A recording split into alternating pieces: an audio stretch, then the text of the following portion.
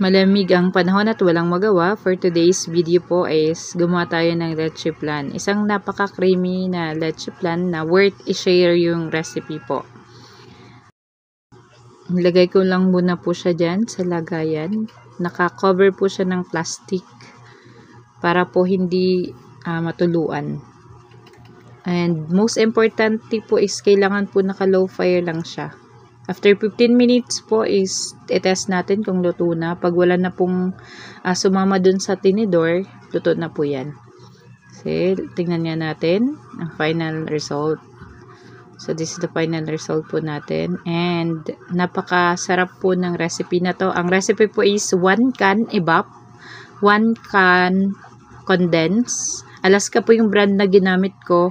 And, 7 pieces egg yolk.